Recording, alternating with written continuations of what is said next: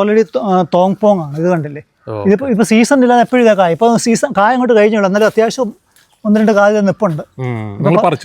അതെ, ഒന്ന് പറിച്ച് കഴിച്ചു. ഇത് കണ്ടില്ലേ, ഇത് പൊട്ടിച്ച് കഴിച്ചു നോക്ക്. നല്ല മധുരമാണ്. ഇത് കണ്ട്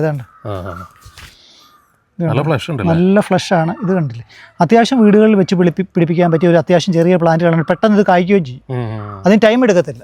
ഇത് കണ്ടില്ലേ, നിറച്ച് പൂത്ത് നിൽക്കുക കണ്ടോ. ഇതെല്ലാം കാകളുണ്ട്.